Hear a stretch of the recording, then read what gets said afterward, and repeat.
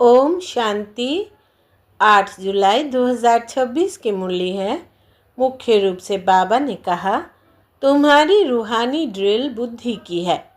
उसकी विशेषता यही है जो तुम आशिक बन अपने माशूक को याद करते हो। उसका ही इशारा गीता में भी आया है, मन मना भव।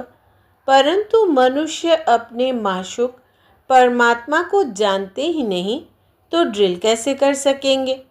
वे तो एक दो को जिस्मानी ड्रिल सिखलाते हैं। आगे कहा, ड्रामा के ज्ञान को बुद्धि में रख। निश्चित बनना है, किसी भी प्रकार की चिंता नहीं करनी है, क्योंकि जानते हैं बनी बनाई बन रही। निर्मोही बनना है बाप द्वारा।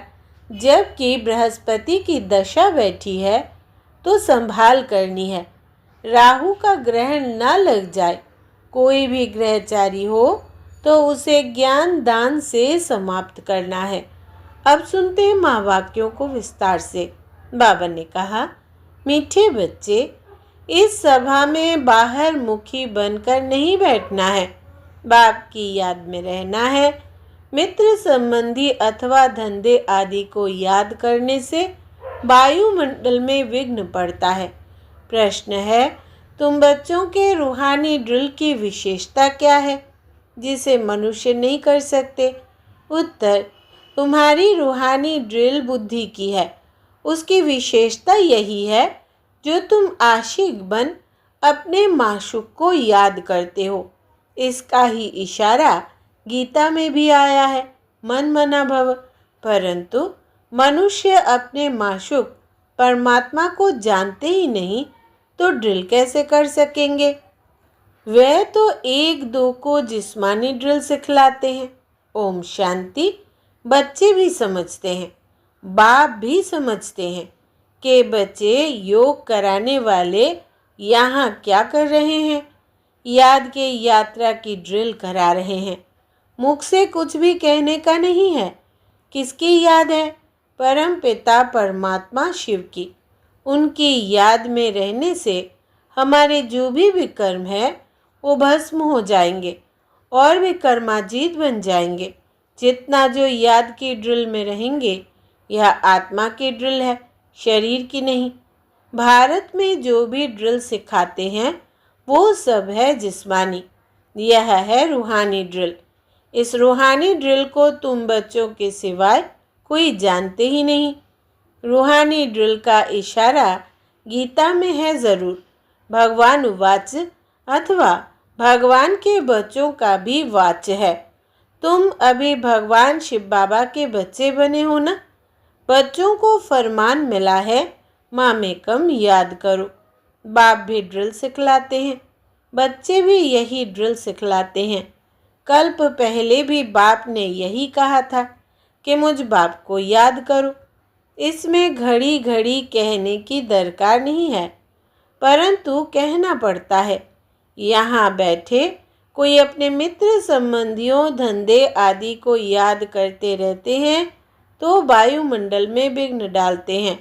बाप कहते हैं, जैसे यहाँ तुम याद में बैठे हो, ऐसे ही चलते फिरते कर्म करते हुए याद में रहना है। जैसे आशिक माशूक एक दो को याद करते हैं, उन्हों की याद है जिस्मानी, तुम्हारी है रूहानी याद। आत्माएं भक्ति मार्ग में भी आशिक होती है परम पिता परमात्मा माशूक की, परंतु माशूक को जानते नहीं है, न अपनी आत्मा को जानते हैं। माशूक बाप आया हुआ है। भक्ति मार्ग से लेकर आत्माएं आशिक बनी है। यह है ही आत्माओं और परमात्मा की बात। बाप बच्चों को सम्मुख कहते हैं, तुम आशिक मुझ माशूक को याद करते हो कि बाबा आओ, हमको आकर दुख से लिबरेट करो और अपने साथ शांति धाम में ले चलो। तुम जानते हो अब इस दुखधाम मृत्यु लोक का विनाश होना है। अमर लोक जिंदाबाद, मृत्यु लोक मुर्दाबाद। तुम अभी ब्राह्मण बच्चे बने हो, तुम्हारे में भी नंबरवार पुरुषार्थ अनुसार है। तुम बच्चों को पूरा निश्चय होना चाहिए कि हम अब नरकवासी से स्वर्गवासी 21 जन्म लिए बनते हैं। कोई मरता है तो कहते हैं स्वर्गवासी हुआ, परंतु कितने समय के लिए स्वर्गवासी हुआ यह कोई भी नहीं जानते हैं। अब तुम पुरुषार्थ कर रहे हो स्वर्गवासी बनने के लिए, यह कौन निश्चय कराते हैं? वो है गीता का भगवान, परंतु वो तो एक ही निराकार होता है। मनुष्य समझते हैं निराकार तो निराकार ही है, वो कैसे यहाँ आकर सिखाएंगे? बाप को न जानने के कारण ड्रामा अनुसार श्री कृष्ण का नाम भूल से डाल दिया है। श्री कृष्ण और शिव का संबंध इस समय नज़दीक है। शिव जयंती होती है संगम पर, फिर कल होगी श्री कृष्ण जयंती। शिव जयंती है रात में, श्री कृष्ण जयंती है सवेरे। उसको प्रभात कहेंगे। जब शिवरात्रि पूरी होती है तब फिर श्री कृष्ण जयंती होती है। यह बातें बच्चे ही समझ सकते हैं। कायदा है यहाँ सभा में कोई बाहर मुखी ना हो, बाप की याद में रहना है। मनुष्य पुकारते भी है, हे पतित पावन आओ, आकर पावन बनाओ, परंतु ड्रामा अनुसार पत्थर बुद्धि कुछ भी समझते नहीं। अगर जानते होते तो बताते। उनको यह भी पता नहीं है कि अभी कलयुग का अंत है, फिर जब बाप आते हैं तब आदि होती है। मनुष्य तो बिल्कुल घोर अंधियारे में है। लोग समझते हैं कलयुग में अजुन 40,000 वर्ष पड़े हैं। बेहद का बाप समझाते हैं हद का बाप कब पतित पावन हो न सके। बापू नाम तो बहुतों के रख दिए हैं। बुजुर्ग को भी बापू अथवा पिताजी कहते हैं। यह रूहानी पिताश्री तो एक ही है जो पतित पावन ज्ञान का सागर है। बच्चों को पावन होने के लिए ज्ञान चाहिए। पानी में स्नान करने से कोई पावन थोड़ी बनेंगे। तुम जानते हो शिव बाबा हमारे सामने इस तन में प्रत्यक्ष है। ब्रह्मा द्वारा ब्राह्मणों को राजयोग सिखा रहे हैं। वो तो कह देते हैं भगवान उवाच अर्जुन प्रति, ब्राह्मणों का नाम निशान नहीं है। गाया जाता है ब्रह्मा द्वारा स्थापना, विष्णु द्वारा पालना। स्थापना तो ब्रह्मा द्वारा ही करेंगे, न कि विष्णु द्वारा, न शंकर द्वारा। तुम बच्चों को यह समझानी अब मिली है। बाप को यहाँ आना पड़ता है। वापिस तो कोई भी आत्मा जा नहीं सकती। जो भी आते हैं उनको सतो रजो तमो से पास करना ही है। श्री कृष्ण भी पूरे 84 जन्म लेते हैं और पूरे 5000 वर्ष पाठ बजाया। जब आत्मा पेट में है तो भी जन्म तो है। श्री कृष्ण की आत्मा जब सतयुग में आती है, गर्भ में प्रवेश किया, तब से लेकर 5000 वर्ष में 84 जन्मों का पाठ बजाना है। जैसे शिव जयंती मनाते हैं तो इसमें बैठा है ना। श्री कृष्ण की आत्मा भी गर्भ में आई, चुरपुर हुई, उस समय से लेकर 5000 वर्ष का हिसाब शुरू होता है। अगर कम ज्यास्ती हो तो फिर 5000 वर्ष में कम हो जाए। यह बड़ी सूक्ष्म समझने की बातें हैं। बच्चे जानते हैं श्री कृष्ण की आत्मा फिर से यह ज्ञान ले रही है। फिर से श्री कृष्ण बनने के लिए तुम भी कंसपुरी से कृष्णपुरी में जाते हो। यह बातें बाप बैठ बच्चों को समझाते हैं। बाबा कहते हैं माया बड़ी दुष्टर है, अच्छे अच्छे महारथियों को भी हरा देती है। ज्ञान लेते लेते कहाँ ग्रहचारी बैठ जाती है। आश्चर्यवत हमारा बनंती कथंती अहो माया, फिर भी भागंती हो जाते हैं। कमाई में ग्रहचारी बैठ जाती है। राहु का ग्रहण सबको लगा हुआ है। अभी तुम्हारे पर बृहस्पति की दशा बैठी है। फिर चलते चलते कोई पर राहु का ग्रहण बैठ जाता है, तब कहते हैं महान कमबख्त, इस दुनिया में देखना हो तो यहाँ देखो। तुम्हारी आत्मा कहती है हम बाप से सदा सुख का वर्षा ले रहे हैं। बाबा आपसे कल्प पहले भी यह वर्षा लिया था, फिर से अब बाप के पास आए हैं।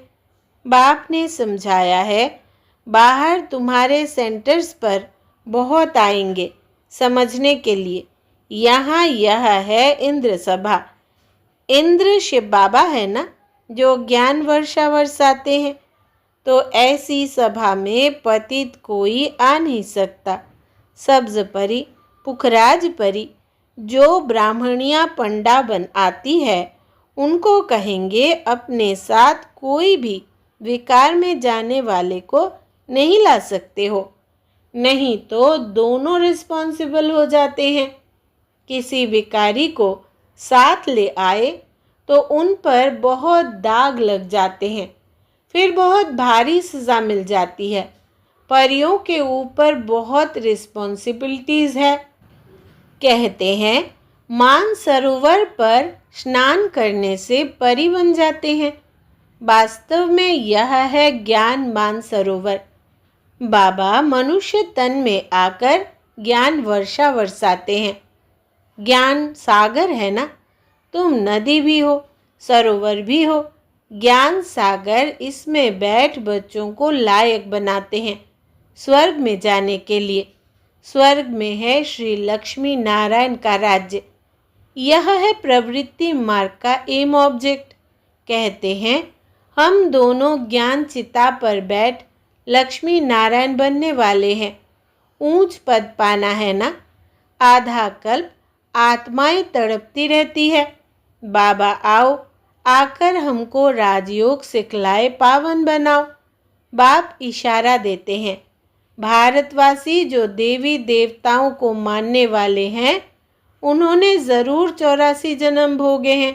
जो देवी देवताओं के भगत है, कोशिश कर उनको समझाओ बाप कैसे आकर 3 धर्म स्थापन करते हैं। ब्राह्मण, सूर्यवंशी, चंद्रवंशी, तीनों धर्म बाप स्थापन करते हैं। आधा कल्प फिर और कोई धर्म स्थापन नहीं होता है। फिर आधा कल्प में कितने मठ पंथ आदि धर्म ढेर के ढेर स्थापन होते हैं। कहाँ आधा कल्प में एक धर्म, सो भी संगम युग पर भविष्य के लिए राजधानी स्थापन करते हैं।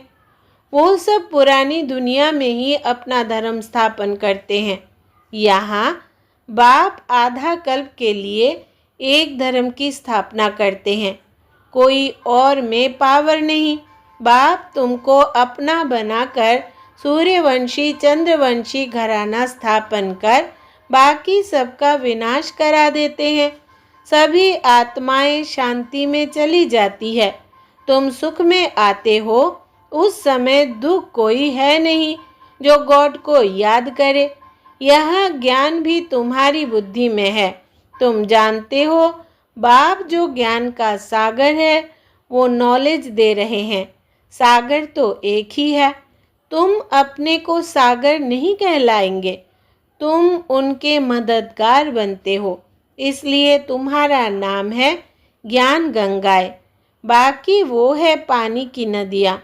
बाप कहते हैं मुझ सागर के तुम बच्चे काम चिता पर बैठ जल मरे हो, अर्थात पतित बन पड़े हो। अब फिर मुझे याद करने से ही तुम पावन बनेंगे। यह सृष्टि का चक्र 5000 वर्ष का है, यह भी किसको पता नहीं है। सृष्टि का चक्र पूरे 4 भाग में है। 4 युग है ना। यह संगम युग है कल्याणकारी। कुंभ कहते हैं ना, कुंभ कहा जाता है मेले को। नदी आकर सागर से मिलती है, आत्मा आकर परमात्मा से मिलती है, इसको कुंभ कहते हैं। आत्मा और परमात्मा का मेला भी तुम देखते हो। तुम आपस में मिलते हो, सेमिनार करते हो, इसको कुंभ नहीं कहेंगे। सागर तो अपनी जगह पर बैठे हैं, इस तन में है ना। जहाँ इनका तन वहाँ ज्ञान का सागर है। बाकी तुम आपस में ज्ञान गंगाएं मिलती हो। नदियाँ छोटी बड़ी तो होती है ना, वहाँ स्नान करने जाते हैं। गंगा जमुना सरस्वती आदि तो है ही। दहली जमुना का कंठा है, स्वर्ग। दहली के लिए कहते हैं परिस्तान था, जब लक्ष्मी नारायण का राज्य था। ऐसे नहीं कि श्री कृष्ण का राज्य था। राधे कृष्ण युगल हो तब राज्य कर सके। अब तुम बच्चे कितने खुशी में हो। माया के तूफान तो बहुत आएंगे। बेहद की बॉक्सिंग है। हर एक की 5 विकारों के साथ युद्ध चलती है। हम चाहते हैं बाबा को निरंतर याद करें। माया हमारा योग उड़ा देती है। एक खेल भी दिखाते हैं। परमात्मा अपनी तरफ खींचते हैं, माया अपनी तरफ। ऐसा एक नाटक बनाया है। बाइस्कोप का फैशन अभी निकला है। तुमको ड्रामा अनुसार बाइस्कोप पर ही समझाना था। नाटक में तो बदली सदली होती है। यह तो अविनाशी अनादि ड्रामा बना बनाया है। बनी बनाई बन रही। फलाना मर गया, इतना ही पार्ट था। हम चिंता क्यों करें, ड्रामा है ना। शरीर छोड़ दिया फिर थोड़ी आ सकता। रोने से फायदा ही क्या। इसका नाम ही है दुखधाम। सतयुग में मोहजीत राजाएं होते हैं। इस पर कहानी भी है। सतयुग में मोह की बात होती नहीं। यहाँ तो मनुष्यों का कितना मोह है। किसको रोना ना आए तो रोकर भी उनको रुला देंगे, तो समझे कि यह अफसोस करते हैं, नहीं तो ग्लानि हो जाए। भारत में ही यह सब रिवाज है। भारत में ही सुख, भारत में ही बहुत दुख होता है। भारत में गॉड गॉडेज राज्य करते थे।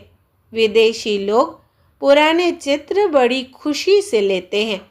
पुरानी चीज़ का मान होता है। सबसे पुराना शिव तो यहाँ आया था ना। उनको कितनी पूजा करते हैं। अब तो शिव बाबा आया है, तुम पूजा नहीं करेंगे। वो होकर गया है तो उनकी पूजा करते रहते हैं। अच्छा, मीठे मीठे सिकिलदे बच्चों प्रति माता पिता बाप दादा का याद प्यार और गुड मॉर्निंग। रूहानी बाप की रूहानी बच्चों को नमस्ते। हम रूहानी बच्चों की रूहानी माता पिता बाप दादा को याद प्यार, गुड मॉर्निंग और नमस्ते बाबा नमस्ते। धारणा के लिए मुख्य सार। पहला, ड्रामा के ज्ञान को बुद्धि में रख निश्चित बनना है। किसी भी प्रकार की चिंता नहीं करनी है, क्योंकि जानते हैं बनी बनाई बन रही, निर्मोही बनना है। दूसरा, बाप द्वारा जबकि बृहस्पति की दशा बैठी है तो संभाल करनी है, राहु का ग्रहण न लग जाए। कोई भी ग्रहचारी हो तो उसे ज्ञान दान से समाप्त करना है।